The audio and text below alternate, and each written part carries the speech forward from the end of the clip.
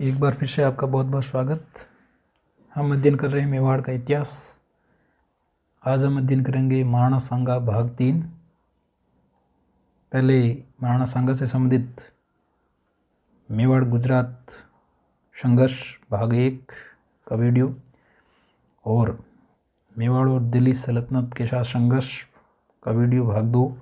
और आज हम पढ़ेंगे मेवाड़ मालवा का संबंध का वीडियो भाग 3। चलिए, तो इस युद्ध में बहुत ही रोचक जानकारी है। किस प्रकार से मेदिनी राय, जो पहले मालवा के सुल्तान का सहयोगी होता है, और किस प्रकार से मालवा सुल्तान मेदिनी राय पर ही आक्रमण करने के लिए उतारू हो जाता है, तत्पर हो जाता है। और वीडियो को शुरू से लेकर अंत तक पूरा देखिए। चलिए,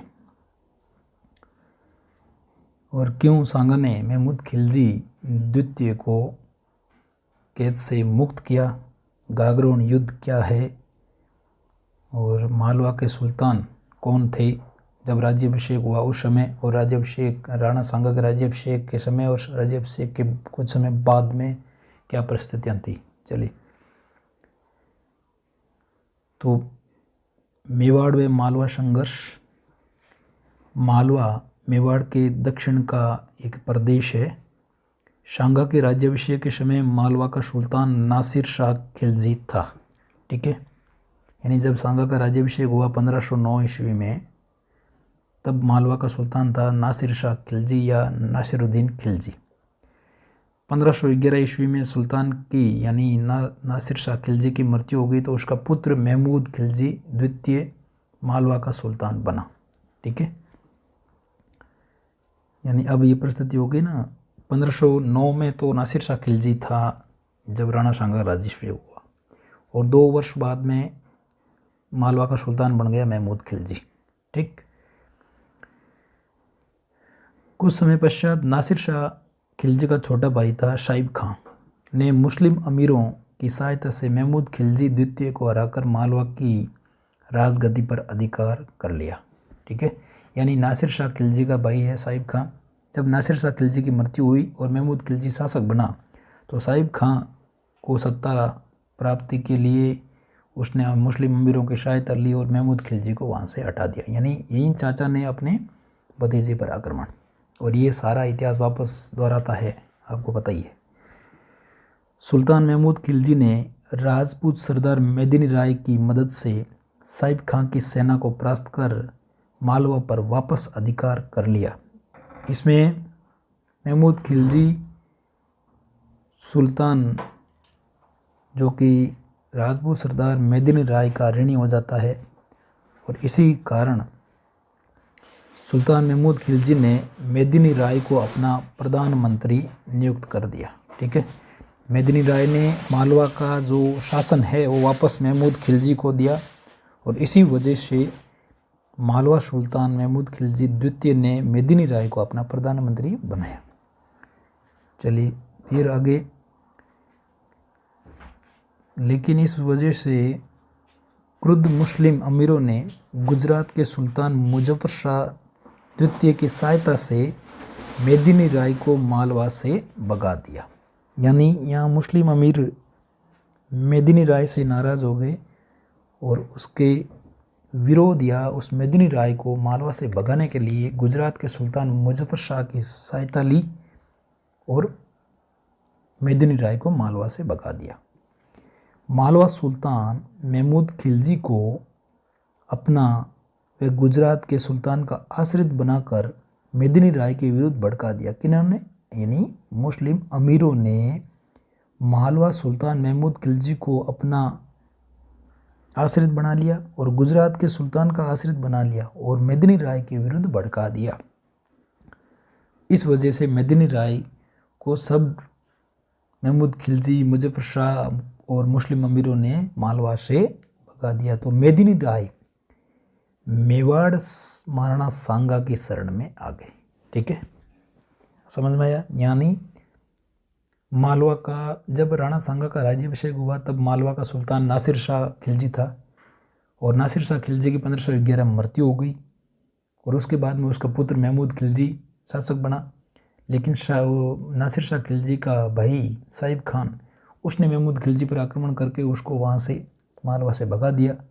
अब मालवा की सत्ता वापस प्राप्त करने के लिए मालवा सुल्तान महमूद खिलजी ने अपने राजपूत एक सरदार थे मेदिनी राय, उन्होंने साहिब खां को बुरी तरह परास्त करके मालवा सुल्तान को वापस राजगद्दी सौंपने में मदद की, जिससे मालवा सुल्तान ने उसको ऋण माना और मेदिनी राय को अपना प्रधानमंत्री बना दिया।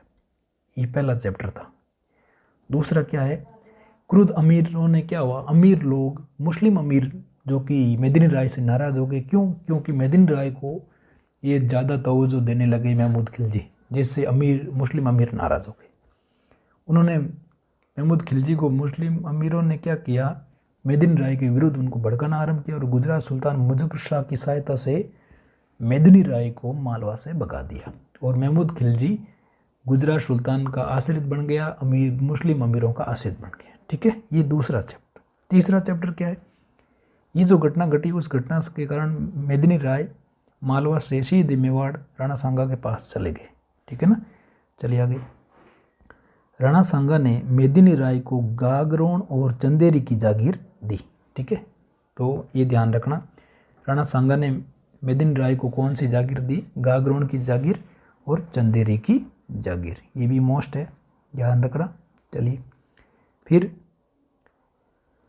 मालवा सुल्तान महमूद खिलजी ने मेदिनी राय को दंड देने के लिए गागरोन पर आक्रमण करने के लिए योजना बनाई और गागरोन आक्रमण के लिए वहाँ से मालवा से रवाना हो गए। गागरोन पर उस समय मेदिनी राय का प्रतिनिधि था भीमकर्ण, वो गागरोन पर या गागरोन की रक्षा के लिए वहाँ मौजूद था। सांगा को ये खबर लगी कि मालवा सुल्तान महमूद खिलजी गागरोन पर आक्रमण करने के लिए आ रहा है, तो सांगा भी अपनी सेना सहित गागरोन पहुंच गया। ठीक है, अब ये तीसरा चैप्टर यहाँ क्लोज, चौथा चैप्टर यहाँ शुरू होता है, गागरोन का युद्ध। और आपको यहाँ ही मोस्ट है कि गागरोन का युद्ध कब हुआ और किन के मध्य हुआ और क्यों हुआ। तो गागरोन का युद्ध 1519 ईस्वी में किन के मध्य हुआ, मेवाड़ महाराणा सांगा और मालवा सुल्तान महमूद खिलजी द्वितीय के बीच में हुआ। सवाल यहाँ भी ये भी आ सकता है कि गागरोन का युद्ध कब हुआ, तो यहाँ लिखा आ सकता है कि 1519 और किन के मध्य हुआ, तो सांगा या महमूद खिलजी प्रथम, सांगा या महमूद खिलजी द्वितीय, सांगा या महमूद खिलजी तृतीय, सांगा या महमूद खिलजी चतुर्थ। तो यहाँ सांगा और महमूद खिलजी द्वितीय के मध्य हुआ था। मेवाड़ महाराणा सांगा ने मालवा के सुल्तान महमूद खिलजी को गागरोन युद्ध में बुरी तरह से परास्त कर दिया और मालवा सुल्तान महमूद खिलजी का एक पुत्र था आसफ खां, वो इस गागरोन युद्ध में मारा गया। ठीक है, फिर सांगा ने मालवा सुल्तान महमूद खिलजी को कैद कर लिया और उसे अपने साथ चित्तौड़ ले आए। ठीक, 3 माह बाद कैद से महमूद खिलजी को राणा सांगा ने मुक्त कर दिया। चलिए अब ये एक चैप्टर ख़त्म। फिर नेक्स्ट, सुल्तान यानी महमूद खिलजी को सांगा ने कैद से मुक्त किया, उसकी क्या कहानी है। तो देखिए, एक बार सांगा मालवा सुल्तान महमूद खिलजी को एक गुलदस्ता देने लगे। महमूद खिलजी ने कहा, किसी चीज़ को देने के 2 तरीके होते हैं, एक तो अपना हाथ ऊंचा कर अपने से छोटे को देवें और दूसरा अपना हाथ नीचा कर बड़े को नज़र करें। ठीक, तो मैं तो आपका, ये कौन कह रहा है, महमूद खिलजी कह रहा है कि मैं तो आपका कैदी हूँ, तो नज़र करने का तो सवाल ही नहीं है, और भिखारी की तरह गुलदस्ते के लिए हाथ पसारना मुझे शोभा नहीं देता। ये फिर क्या कहा, भविष्य में अच्छा व्यवहार करने की प्रतिज्ञा करने के कारण महाराणा सांगा ने प्रसन्न होकर गुलदस्ते सहित मालवा का आधा राज्य देकर मालवा सुल्तान महमूद खिलजी को मुक्त कर दिया। और क्या हुआ, सुल्तान महमूद खिलजी द्वितीय ने अधीनता के रूप में, चिन्ह के रूप में महाराणा सांगा को अपना रतन जड़ित मुकुट और सोने की कमर पेटी सौंप दी। यानी अब क्या है, मालवा का सुल्तान महमूद खिलजी राणा सांगा का आश्रित बन गया।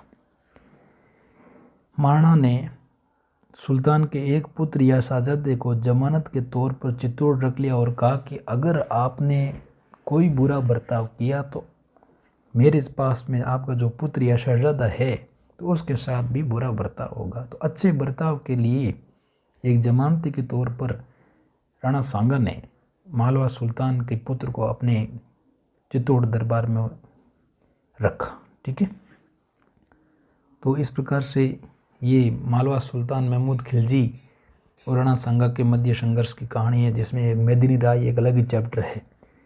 और मेदिनी राय का जो चंदेरी के ऊपर जो अधिकार है वो हम बाबर वाले चैप्टर में मैं बताऊंगा थोड़ा बहुत, कि उसमें चंदेरी पर आक्रमण भी होता है बाबर ने। चलिए सवाल लिखते हैं। लिखिए, राणा सांगा के राज्याभिषेक के समय मालवा का सुल्तान कौन था? राणा सांगा के राज्याभिषेक के समय मालवा का सुल्तान कौन था? चलिए नेक्स्ट, 1511 ईस्वी में मालवा का सुल्तान कौन बना? नेक्स्ट, गागरोन का युद्ध कब और किन के मध्य हुआ?